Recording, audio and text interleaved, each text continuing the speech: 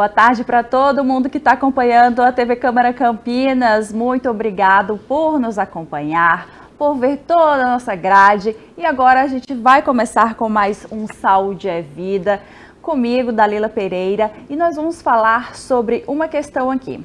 Vocês sabem a diferença entre TDAH, transtorno de déficit de atenção e hiperatividade, e transtorno do espectro autista? Tem muita gente que relaciona essas duas questões, pensa que são iguais, mas porque elas têm ali algumas similaridades por se tratarem de transtornos que afetam o desenvolvimento neurológico. Para conversar sobre esse assunto hoje, nós convidamos a doutora Roberta Alonso, psicóloga e neuropsicóloga infanto-juvenil. Doutora Roberta, muito obrigada pelo seu tempo que você tirou aí para conversar com a gente. Eu que agradeço a oportunidade de participar e esclarecer para o seu público essas diferenças tão importantes hoje em dia, com tantas notícias, tantas fake news, tantas notícias prontas, né? Ou pseudodiagnósticos que a gente tem visto aí acontecer. E ultimamente os diagnósticos sobre tanto TDAH quanto transtorno do espectro autista, eles vêm aumentando e a gente vai aumentando entre aspas, a gente vai falar sobre isso também. Será que está aumentando mesmo ou antes a gente não conseguia ter esse diagnóstico melhor? Isso é uma conversa mais para frente. Mas deixa eu dizer que para quem está acompanhando a gente pelo YouTube, vocês podem mandar perguntinhas lá, viu, gente, na caixa de mensagens que vai chegar aqui para mim com as dúvidas de vocês. Doutora Roberta, é comum as pessoas fazerem essa associação que o autismo e o transtorno de déficit de atenção e hiperatividade, eles são parecidos? As pessoas costumam pensar que é a mesma coisa? Olha, não é tão comum, mas em alguns casos, né, quando a criança está no estágio de desenvolvimento, a gente não consegue fechar critérios para um autismo ou mesmo para um TDAH, e aí são famílias que têm essa dúvida ou que já passaram por vários profissionais. Mas são coisas, embora sejam, né, os dois são transtornos do neurodesenvolvimento, eles têm características ao curso do desenvolvimento desses transtornos diferentes. Então, às vezes, as pessoas, elas não é tão comum, não porque elas assimilam muito os sintomas, a maneira como se desenvolve, mas muito mesmo porque às vezes elas veem, será que é autismo? Será que é só um TDAH? Porque elas não conhecem mesmo o curso de desenvolvimento. Então, esses dois transtornos, eles estão dentro dessa categoria maior, que são transtornos do desenvolvimento neurológico. Elas se encaixam aí. Isso, exatamente. Eles são classificados como transtorno do neurodesenvolvimento, mas ao longo do percurso de desenvolvimento da criança, eles vão se diferenciando, né, em características. E qual a característica principal aí desse guarda-chuva maior? Tem como fazer essa associação para a gente começar aí o nosso bate-papo? Sim, eles estão classificados como transtornos do neurodesenvolvimento porque eles acontecem durante o estágio ali da infância, onde a gente tem o maior período de desenvolvimento ali de cerebral. Então, a criança, né, a primeira infância, é onde a gente tem mais sinapses acontecendo, onde esse cérebro está tendo saltos de aprendizagem, então eles aparecem nesse primeiro momento, por isso que eles estão classificados dessa forma. Mas eles são diferenciados. Claro que em alguns casos a gente já tem estudos novos do que a gente chama de fenótipo ampliado do autismo, onde são traços subclínicos que às vezes também ali com TDAH um pouco mais, com sintomas mais fortes, de expressão maior, pode sim parecer um autismo, né? Mas não são todos os casos, então isso é muito importante a gente ter profissionais de referência que vai acompanhando e que a gente vai fugindo dessa rotulação rápida, porque é um processo, né? Às vezes as famílias elas não obtêm um diagnóstico de imediato, e isso é algo que é muito desconfortável, mas de alguma forma não obter é positivo, porque essa criança está respondendo a alguma estimulação, né? Então não necessariamente ela tem algo e ela está necessitando de ser mais estimulada para que o diagnóstico venha com mais propriedade. Isso deixa os pais um pouco angustiados, né? Porque pode demorar esse diagnóstico? Até quanto tempo? Olha, o próprio diagnóstico de TEA, quando ele vem tardio, essa criança já tem a capacidade de se adaptar, porque a gente tem condições de copiar comportamentos. Então, ó, vamos pensar até nós, neurotípicos. Se a gente encontra uma receita num canal e a gente pode reproduzir, a gente vou para um jantar e ali tem uma série de talheres que eu nunca usei na minha vida, eu sempre observo alguém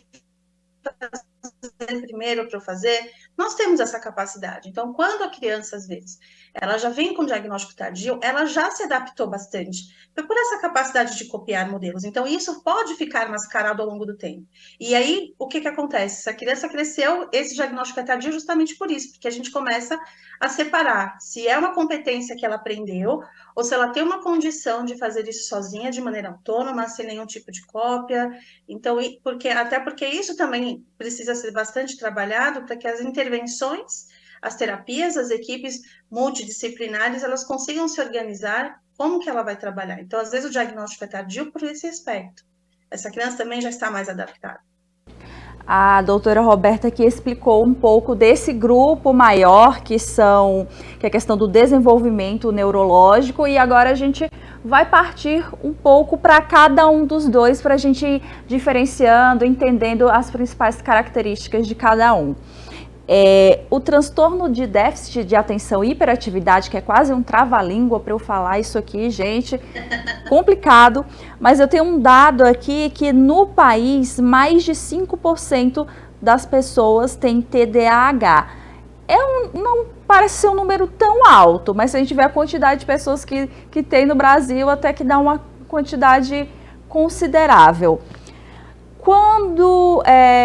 Em que momento que a gente começa a identificar assim, os primeiros sinais que uma pessoa pode ter o TDAH? Então, Dalila, a gente tem 3 tipos de possibilidade dentro do diagnóstico do TDAH. A gente pode ter o tipo desatento, que ele é manifestado por uma falta mesmo de atenção, né? Às vezes aquela criança, a gente está falando aqui de infância, então aquela criança que às vezes está no mundo da lua, ou você fala e parece que não ouviu, o professor está dando uma tarefa, ela não anotou, e ela chega em casa, ela não sabe o que é para fazer, e esse, né, é o tipo desatento. A gente tem o hiperativo, do tipo hiperativo, onde a gente tem um excesso de agitação motora. Então, uma criança que se remexe demais, ela pode batucar as mãos, ela pode ter pode às vezes até parecer uma ansiedade, porque ela não consegue deixar alguém terminar uma fala, ou ela mesma terminar uma fala. E a gente tem um tipo combinado. Então, os sinais, o que que acontece? Às vezes a gente tem também uma ideia, né? Ou a gente formou essa ideia que criança agitada, sim, ela é, mas qual é a dose disso? Quando isso começa a trazer prejuízo. Então, uma criança que está lá, agitada na escola, não consegue sentar, ela não consegue prestar atenção na aula, ela está batucando, ela está pedindo borracha para os colegas, ela responde na frente de todo mundo, ela está ali com prejuízo, né? Assim, onde eu tenho crianças, eu tenho pares da mesma idade que não têm o mesmo comportamento. Então, a escola, ela também é um contexto que ela é muito porta-voz da gente que está ali no contexto clínico, né? Então, não há como você trabalhar um diagnóstico sem ouvir o coletivo, sem ouvir um professor que acompanha. E a gente tem uma proposta pedagógica para ser também alcançada. Então, quando isso começa a ter prejuízos no alcance, a criança foi para casa e não sabe que tarefa que era. Então, o primeiro prejuízo é atencional, mas o segundo pode ser uma nota. E daí isso pode acarretar também uma questão de, eu não aprendo, eu posso já começar a ter prejuízo na minha autoestima, na minha autoconfiança. Então, são sinais como esse, agitação, dificuldade de deixar as pessoas terminarem falas, uma dificuldade. Às vezes, vem no consultório como algo assim, ele é só ansioso, eu acho ele tão ansioso, e a gente começa a investigar e a gente entende que aquela ansiedade, ela é, na verdade, uma criança que tem ali o perfil da hiperatividade, ou até mesmo combinado. E quando os pais identificam algum sinal desse, o profissional ideal seria esse, o psicólogo, ou tem algum outro antes que seria melhor para encaminhar?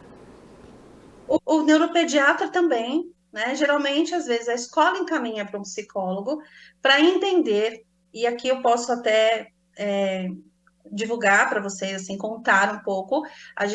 Lancei um livro onde eu sou coautora, agora no final de maio, ele se chama Orientação Familiar 2. O capítulo que eu trabalhei foi exatamente sobre como, às vezes, as questões familiares, elas interferem no diagnóstico. Então, às vezes, a escola encaminha ou para um psicólogo, por quê? Porque quando chega no psicólogo, a gente precisa entender se aquele contexto, ele é só da criança, ou a gente tem algo reforçando aquele comportamento. Se eu pego uma criança com TDAH, uma criança com transtorno de oposição, e uma criança só com dificuldade de entender limites, ou até uma parentalidade que é mais negligente, no sentido assim, mais passiva, eu vou ter também uma agitação. Então, a gente precisa descartar se não é algo só comportamental, se a dinâmica da família, se eu tenho dificuldade, se os pais têm dificuldade de colocar limite.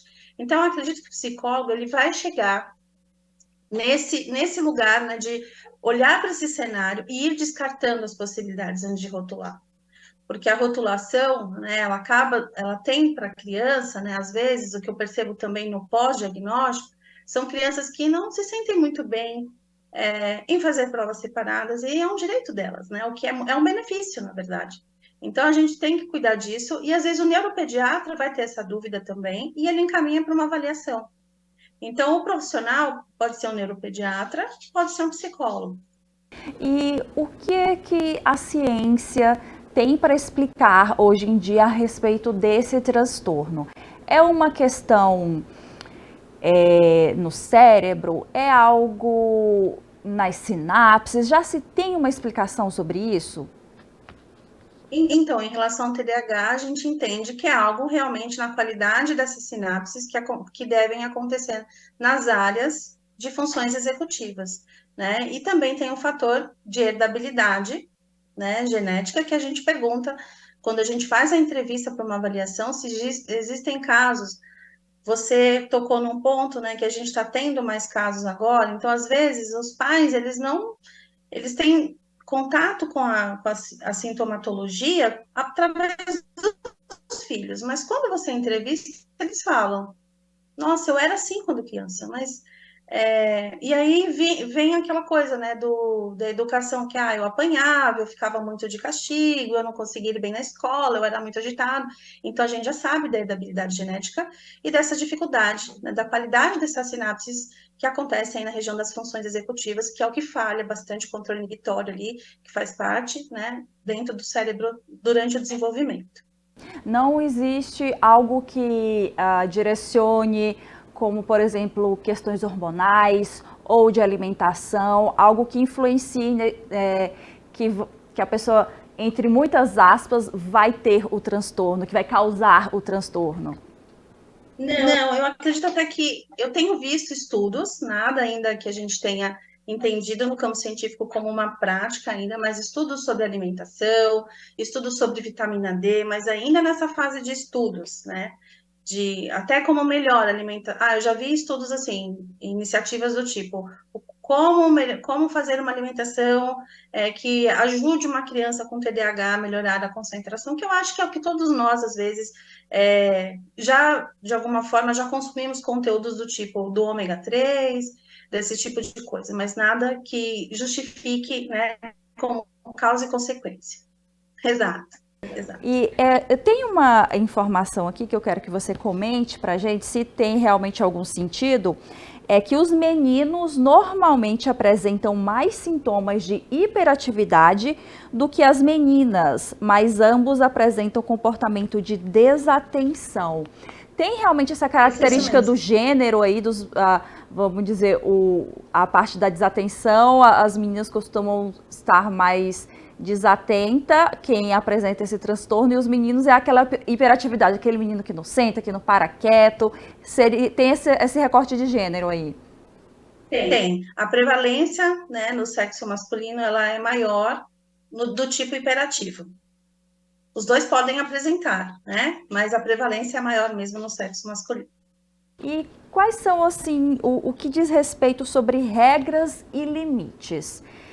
Se lê muito que as crianças com transtorno de déficit de atenção têm essa dificuldade de lidar com as regras, com limites, e às vezes as pessoas pensam que criança mal educada, os pais não colocam limite nessa criança, mas na verdade é uma dificuldade no comportamento de entender essas questões sociais. Sim, então, uma das coisas que está falhando numa criança com TDAH, o que a gente chama de controle inibitório, que é o freio do cérebro, é a nossa capacidade de ter vontade de fazer uma coisa, mas vem lá e fala, melhor não, não é essa a resposta que eu tenho que dar nesse local. Então, o controle inibitório é algo que a gente trabalha quando a gente tem um diagnóstico no processo de reabilitação, né? Uma das funções que é prejudicada, além da atenção, enfim, o controle inibitório. Quando a gente fala de limites, é isso que a gente tem que melhorar esse tipo, essa função. Então, isso é combinado com cada família, né? Então, assim, a reabilitação, ela acontece, claro, dentro dos contextos clínicos e muitas vezes em equipe interdisciplinar, porque multi é quando a gente tem muita gente. Mas a inter é quando eu consigo conversar com alguém e que a gente olhe o benefício daquele paciente, né? Como é que a gente vai trabalhar. Então, isso é muito importante. As pessoas que estiverem envolvidas no atendimento também conversarem e coordenarem as estratégias, quando possível, é algo que eu faço como prática de dar devolutivas em conjunto, então com fonos que acompanham. Quando a gente fala dos limites, eu estou falando de uma criança que tem dificuldade com a espera, com o processo, ela se desgasta, aquilo que exige dela um esforço cognitivo, a tendência dela é abandonar. Então, a gente precisa trabalhar estratégias de recompensas muito mais rápidas, né? Então, eu dizer para uma criança, não estou falando de uma criança neurotípica, que ela vai fazer, se ela arrumar a cama dela todos os dias, no final do mês ela tem um passeio, final do mês é muito tempo, né? Até para nós mesmos, se a gente vai mudar um hábito, a gente tem a tendência a se perder. Se você traz isso para essa criança, para pistas visuais, para ver que ela está progredindo, eu posso fazer um quadro, e isso vai facilitar. Então, para cada família que tem a sua dinâmica única, a ideia é que a gente, após um diagnóstico, trabalhar as estratégias familiares, porque a família, muitas vezes, ela vai ter que conduzir esse tratamento em casa, pulverizar, generalizar o aprendizado que vem do consultório. Então, a criança, a gente pode fazer pausas durante as tarefas. Já tive crianças, né, que a mãe falou assim: ah, mas ele não consegue terminar a tarefa de uma vez. Aí ele para, aí eu fico irritada, e aí a casa pega fogo, né? E aí eu falei: mas ele já não para? Ele já para. Então, por que que a gente já não faz uma pausa? Vamos fazer uma pausa combinada, diferente da pausa que irrita a mãe, diferente daquela pausa que ele fazia, é porque o esforço cognitivo dele já foi o suficiente. Então, assim, olha, a gente vai trabalhar 20 minutos, depois a gente vai descansar 10, depois a gente vai fazer mais 20. Então, foi muito melhor porque a pausa já acontecia. Então, diferente, né? A criança conseguir, nossa, trabalhei 20. É muito bom quando a gente consegue cumprir uma meta que a gente mesmo se propõe. Então, o limite, ele vem também, né? Não é algo que é a falta de educação, porque o sintoma social, se põe uma criança que não tem uma dificuldade, põe outra que tem, a gente vai ver o mesmo sintoma social, né? Criança se remexendo, talvez batendo o pé, fazendo uma birra, e na verdade uma tem mais dificuldade. Então, isso é importante que a gente construa assim, porque é uma habilidade que a gente está trabalhando com ela, persistência no fundo, né? Importante a família estar muito próxima no momento pós-diagnóstico dos profissionais, não é porque não é, toma aqui uma medicação e pronto, todo dia eu tô aqui dando remedinho, remedinho. É um acompanhamento para saber o que está sendo feito com a criança, para poder reproduzir em casa. Tem que ter essa proximidade forte, né? Olha, eu vejo como fundamental, né? Porque eu brinco com os pais que eles são os especialistas nos filhos, a gente está só como uma ferramenta para atingir aquele objetivo. Então, quando a gente trabalha as intervenções no pós-diagnóstico, então eu sempre faço a seguinte metáfora. Se a gente tem um campo que está ali cheio de mato e eu planto uma semente de morango, eu vou perder o morango. O mato está alto, eu não sei que tipo de plantinha tem ali. Então, quando a gente vai lá e organiza esse terreno, aduba o solo, eu planto morango, eu vou encontrar, eu consigo ver a qualidade do meu morango, né? O morango é a nossa intervenção. E o campo é o cérebro. Então, a medicação, ela prepara o campo para a intervenção ser boa. Então, a medicação não faz nada sozinha, como a intervenção não faz nada sozinha. Porque se eu tenho uma criança que ela tem um nível atencional associado a um comportamento motor muito ativo, a gente vai passar parte da sessão manejando o comportamento dela e não trabalhando com a função que a gente precisa. Então, o tratamento combinado hoje é protocolo ouro. E a família, né, tem ali, além de participar ativamente, ela vai ter também um desafio de se abrir e para o processo, né? Porque as famílias também ficam ansiosas. E agora? Como é que vai funcionar? Em quanto tempo? Quanto tempo vai durar a terapia? Quanto tempo vai durar a medicação? Não sabemos, a gente vai se entregar a um processo e ir manejando, claro, vai mensurando os resultados dessa criança. Cada criança vai ter a sua característica, peculiaridade e necessidade, né? Exatamente. E É, facilidade também, né? Porque a gente fala muito da dificuldade, mas quando você faz uma avaliação, você também conhece quais são as facilidades. E as intervenções, elas têm que ser desenhadas em cima das facilidades. quando os pais recebem o diagnóstico, você falou sobre essa questão da tanto da terapia quanto da medicação. Como funciona a questão da medicação? Toda criança que tem TDAH vai precisar de remédio, que os pais sempre ficam aflitos nesse momento de, vai ter que tomar remédio. Sempre tem aquela coisa ali, mas não necessariamente vai ser preciso a medicação. Exato. Por isso que quando a gente fecha um diagnóstico, né, a gente faz um laudo, a gente encaminha para o neuropediatra e aí pede para que ele avalie a medicação, né? E qual é a dosagem, qual é a frequência. Então, o neuropediatra, por isso que a importância da equipe interdisciplinar. E ele vai avaliar. Ficam pensando assim, será que ele vai ter uma vida normal? Né, aquele normal, com muitas aspas, depois de todo o acompanhamento, de todo o suporte que os profissionais vão poder ter, essa criança que vai virar adolescente, adulto, vai poder ter esse dito, entre aspas, normal?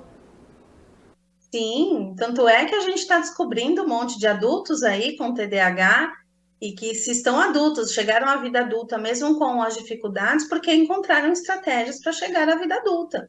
Claro que provavelmente vão acumular aí a história de dificuldade, vão lembrar de dificuldades escolares ou acadêmicas, né? Assim, uma vez eu atendi um rapaz que ele falou para mim que ele anotava as coisas duas vezes, ele copiava na escola, assim, na época do ensino médio, e depois ele copiava em casa o que ele copiou na escola, porque ele tinha que copiar. Então, a vida inteira, essa foi a estratégia que ele alcançou.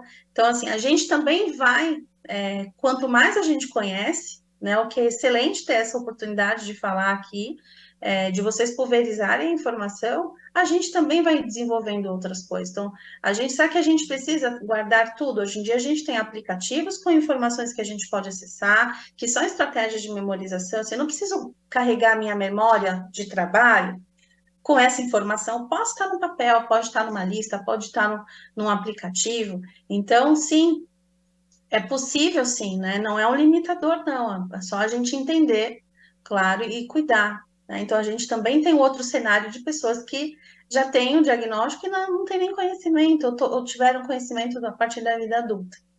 Pessoa chega à vida adulta, são as mesmas características de quando ela era criança e não recebeu esse acompanhamento? Ou por conta disso, de ter que ter se adaptado de várias formas ao longo da vida, a característica do TDAH no adulto é diferente? Na verdade, são as mesmas, né? Mas claro que o cérebro dela já está desenvolvido, então ela já tem ali também estratégias de manejo das dificuldades. Então, ela vai talvez perceber quando as coisas ficam mais complexas, ou pessoas que percebem que iniciam coisas e não terminam, que perdem o interesse muito rápido. Eu iniciei um relacionamento e daí em pouco tempo já não tinha interesse. Eu comprei um intercâmbio e de repente, quando chegou, faltou 20 dias, eu fui lá e cancelei. Então, pessoas que sentem uma dificuldade de dar prosseguimento, ou então assim, tudo aquilo que vai esforço cognitivo, eu preciso me concentrar, vou fazer uma prova de proficiência de inglês, eu não consigo me concentrar. Então, assim, no trabalho é difícil, então as pessoas, elas deram um jeito delas, mas vem aquela situação de mais sofrimento, ou de perceber que algumas áreas da vida não dão sequência por falta de persistência, vem muito com essa dificuldade de persistência. Tem uma informação aqui que fala: outro fator que está relacionado ao TDAH em adultos é a alta frequência de outros problemas associados, como abuso do uso de álcool e drogas ou transtornos ansiosos e depressivos. Tem relação nesse momento aqui ou se pode fugir à regra? Porque, assim, isso é um risco do próprio diagnóstico não tratado pela própria impulsividade, a dificuldade de previsão de consequências, né? Eu não vou entregar esse trabalho hoje aqui na minha faculdade, porque eu estou pensando no hoje, a impulsividade, ela está hoje, no momento presente. Agora, claro que socialmente isso gera uma ansiedade, a gente tem regras sociais para cumprir, né? Então, assim, existe uma cobrança social em relação a prazos, em relação a algumas coisas. Então, isso pode se gerar uma ansiedade, e a ansiedade também tem que ser descartada antes de qualquer diagnóstico de TDAH, inclusive no adulto. Aqui fala também que 70% das crianças com TDAH apresentam outra comorbidade. A criança com TDAH tem alguma questão diferente na imunidade ou tem alguma doença que costuma estar associado, ou esse dado aqui não está tão realista? Não, na verdade, ela pode ter, por exemplo, uma ansiedade, ela pode ter outras questões de saúde mental. Então, se a gente tem por exemplo, uma suspeita de uma criança com ansiedade, com sintomas também de ansiedade, a gente precisa primeiro, de uma forma preventiva, cuidar disso para reavaliar o TDAH. Então, existem, assim como, por exemplo, uma pessoa que tem depressão, é possível que ela tenha ansiedade como comorbidade. Caso as comorbidades que podem acontecer são outras questões do comportamento ou neurológicas, não necessariamente que, sei lá, por exemplo, a criança com TDAH vai ter, sei lá... Orgânicas. É isso, tipo, pressão alta, alguma coisa assim. Isso, não. Muito bem. De ordem de transtornos mentais. Acho que ficou claro aí, né, pessoal? Ela pode ter um transtorno de linguagem, um atraso de linguagem, pode vir associados. Doutora Roberta, a gente falou sobre tratamento, sobre a questão de onde vem esse transtorno. O que a gente pode falar mais agora sobre o TDAH, ou a gente já pode passar para o autismo? Tem algum outro detalhe que você queira deixar claro, que às vezes as pessoas chegam com... A gente pode passar. Às vezes tem algumas dúvidas que as pessoas sempre chegam, né? Não sei se os espectadores mandaram algumas questões. Ainda não, pode mandar, viu, gente, lá no YouTube. Pode passar. Aí a gente vai para essa outra parte do guarda-chuvinha aqui, que é o autismo. Qual é a característica aí principal do autismo para a gente, quem está aí do outro lado, começar a fazer essa diferenciação do TDAH? Tá, então, assim, o autismo, ele também é dentro do nosso guarda-chuva de um transtorno de neurodesenvolvimento. E a principal característica que acontece, né, são as dificuldades de comunicação. Então, essa criança pode aí ter uma dificuldade na comunicação social. A gente vai, se você, né, a gente pôr lá no Google, a gente vai ter acesso a uma série de possíveis comportamentos que podem acontecer dentro do espectro. Essa criança pode apresentar uma falta de contato visual, principalmente, mas ela vai sempre ter uma falta de interesse nessa comunicação recíproca. Então, claro, tem outros fatores associados, é importante dizer que tudo tem critério, não está dentro do chamado achismo, a gente acha que não, a gente tem critérios diagnósticos para investigar, para entender se a criança se enquadra dentro daquele perfil, para poder encaminhar para o neuropediatra, fazer essa validação do diagnóstico. Então, além disso, então, uma criança que não se interessa, a brincadeira lúdica é difícil para ela, tem dificuldade na capacidade imaginativa, ela é muito mais concreta. Então, dependendo da idade, se a gente fala o seguinte, fala uma metáfora, ela não entende o sentido figurado, né? Então, assim, aquele ônibus é uma tartaruga, ela entende que é um formato de tartaruga, né? Então, assim, não que quer dizer que é lento. Então, são coisas nesse sentido também, interesses diferentes. Então, se a criança brinca funcional O que é brincar funcional? É a criança pegar um carrinho e ela dar ao carrinho a função de carro mesmo.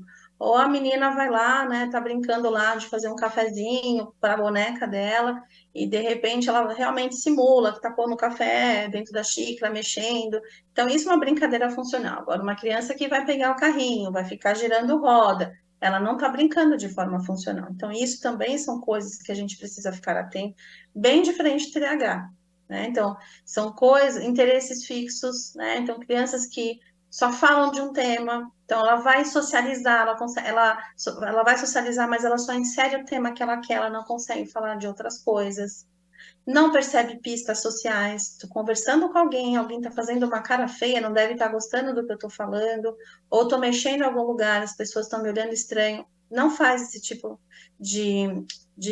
não tem essa percepção desenvolvida. Então, o autismo ele vem nesse lugar também de dificuldades, principalmente na comunicação social.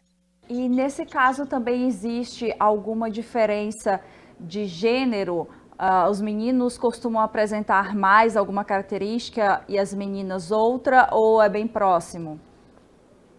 Olha, não tem tanta diferença, mas a gente já sabe que o autismo em meninas, a socialização não é tão difícil como nos meninos. Então, o diagnóstico em meninas, ele também tem que ser muito mais criterioso, porque naturalmente elas são mais sociáveis. Elas buscam mais a socialização. Então, esse critério, ele também tem que ser levado em consideração. E os profissionais que acompanham a criança com TDAH também podem ser os mesmos que acompanham a criança com transtorno de espectro autista? Vão ser esses mesmos profissionais que vão dar esse suporte? Sim, são os mesmos. A gente está falando bastante aqui de neuropediatra, psicólogo, mas a gente tem a área de fono, né? A fonoaudiologia é muito importante, a terapia ocupacional, porque a gente pode ter alteração sensorial dentro do espectro autista, então a criança tem dificuldade com texturas. Então, alguns têm desenvolvimento de seletividade alimentar, outros não têm. Isso quem trabalha é o terapeuta ocupacional. Então, a gente tem uma série de terapias importantes, quanto antes feitas, né? A estimulação precoce, melhor aí o desempenho da adaptação dessa criança no meio social. É importante a gente falar desse assunto porque as pessoas, os pais às vezes se assustam com tantos diagnósticos feitos nas redes sociais ultimamente. Ah, minha criança não come coisa X de jeito nenhum. Eu vi na internet que isso é um sintoma de autismo. Ah, porque minha criança não responde ao som. As pessoas pegam uma única característica e acham que aquilo dali já é um diagnóstico. Isso tem levado mais pessoas ao consultório? Tem levado, sim. Acho que os diagnósticos de rede social, eles estão muito engessados, nada é escrito na pedra, tem que ser muito investigado, e a gente não pode esquecer que para que seja algo, né, assim, transtorno, tem que sempre ter prejuízo, porque assim, nós todos temos preferências alimentares. Ninguém come de tudo. Isso é natural, né? Um sabor que para um é excelente, para outro é insuportável até sentir o cheiro levemente. Então, uma coisa é a preferência, outra coisa é a seletividade. Coisas, por exemplo, a criança comia, passou a não comer mais, ou passou a ter um hábito, começou a ritualizar. Então, só come quando o feijão está do lado direito do prato. Ou então, coisas que eu já presenciei, já tive a oportunidade de atender. A gente não vai mais, a família me relatou, não vamos mais a restaurantes, porque ele não come comida de nenhum restaurante, eu tenho que levar a comida de casa. Então, você percebe que existe um prejuízo social, ninguém vai ao restaurante com comida na sacola, na bolsa, né? E saca a comida para a criança comer. Então, a gente vai para socializar, para experimentar, tem todo um contexto dentro de né? O que é esperado de um comportamento social dentro de um restaurante? Então, isso já é, né, algo que para a gente é diferente de uma preferência alimentar. Né? A criança, ela vai mesmo, a gente pensar no desenvolvimento dos bebês, na transição alimentar, né? A criança vai sair lá do leite materno, que hoje em exclusividade, né, ela é indicada até os 6 meses, e depois a gente começa com a alimentação pastosa, experimentando fruta. Essa criança tem dia que ela vai aceitar e tem dia que não vai. Ela também está desenvolvendo ali as papilas gustativas, sabores novos. Então é diferente, seletividade. Então, às vezes, é o que você disse. Uma coisa gera um pânico, e aí a gente vai lá, ou então, meu filho marcha na ponta do pé. que também é bem comum. Eu já vi que isso é uma característica de autismo, né? Às vezes essa criança tem uma alteração sensorial, ela está incomodada com a meia, ou então uma falta de criança não evolui em linguagem. O pediatra também é um profissional que está acompanhando, a gente não citou ele, mas ele acompanha essa criança, né? No primeiro ano de vida, existem as consultas mensais, depois elas vão ficando mais espaçadas. Então, a criança, ela tem marcos de desenvolvimento a serem alcançados. É esperado que ela ande até uma idade X, é esperado que ela sente, que ela tenha um controle ali da hora de fazer o xixi, da hora de fazer o cocô. Então, tudo isso também vai sendo ali um relatório do desenvolvimento para a gente entender como que isso tem caminhado, porque uma coisa isolada não responde a dúvida. E sobre a questão de suporte, aqui diz que crianças e adultos com TEA podem apresentar diferentes níveis de necessidade de suporte. O que se trata essa questão desses níveis de suporte? Porque isso depende do agravamento do nível de autismo. Então, assim, quando a gente fala de suporte 1, a gente está falando, né, de menos adaptação social. Quanto maior o nível de suporte, mais ela precisa ser assistida em termos de terapias. Tem uma perguntinha aqui, é bem próximo já do que a gente está falando, mas caso o TDAH, voltando um pouquinho aqui para o TDAH, não seja tratado ainda criança, pode trazer, quais consequências pode trazer para a vida adulta? A gente deu uma pincelada, se quiser acrescentar mais sobre essa parte aqui, às vezes o pessoal pega o programa no meio, mas pode ficar à vontade para falar. Tá bom. Bom, a gente está falando de um TDAH geral, né? Então, assim, a gente pode ter prejuízos escolares, a gente pode ter alguém que vai ter ali, né? Ah, não consigo, ela não tratou, ela não tem acesso, né, a alguma condição de tratativa, mas, assim, ela pode evoluir se for uma pessoa desatenta, por exemplo. Ela pode ter uma história de escolarização difícil, e que isso vai interferir na autoestima, na autoconfiança. Às vezes isso pode ser uma dificuldade para poder evoluir num trabalho, né? Essa desatenção que ela teve nos primeiros anos escolares. Se for uma pessoa hiperativa, ela vai ter talvez uma dificuldade de terminar coisas, vai ter uma dificuldade, né, de progredir. Então, isso pode acontecer? Pode também. Né? Então, a gente precisa entender que tipo de TDAH. Então, mas isso está dentro e também as questões voltadas à impulsividade, né? A comportamentos impulsivos, porque a grande dificuldade também é pensar consequências. Então, faço agora, depois e amanhã, como é que eu respondo por isso? A gente fala sobre os níveis de suportes no autismo, as pessoas também querem saber se a criança com TDAH vai precisar também, assim, de esses níveis de suporte. Tem níveis diferentes de TDAH também, as pessoas querem saber. A gente trabalha muito mais com o tipo do TDAH e entender, né, o nível de suporte, onde estão os prejuízos, para a gente poder ser assertivo nas intervenções.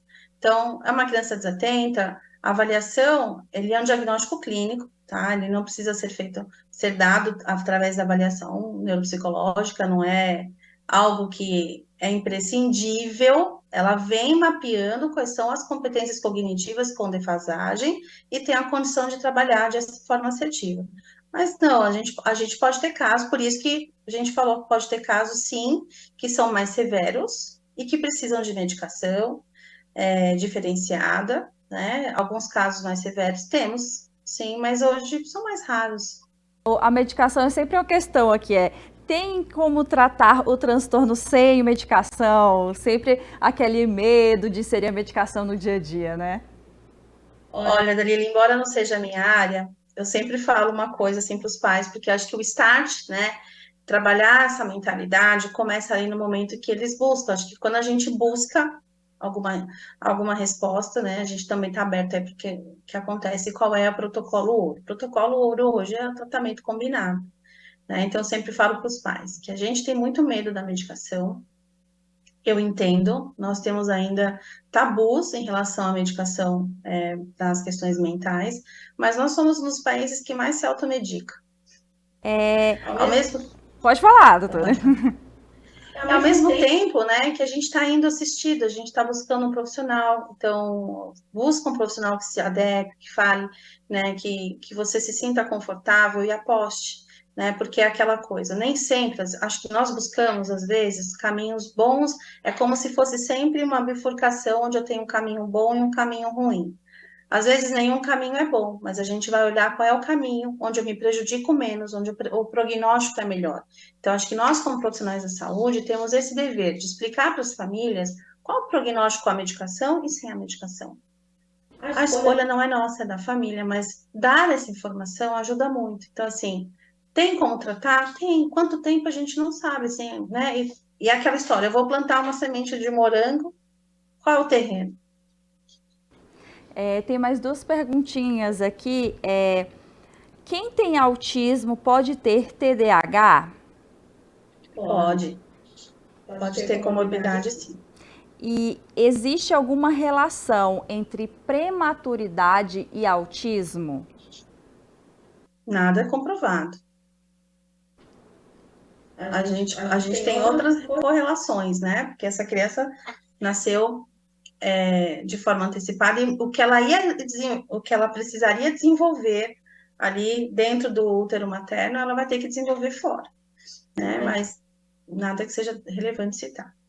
A gente falou sobre as características, homem, mulher, e também falamos um pouco sobre essas características na idade.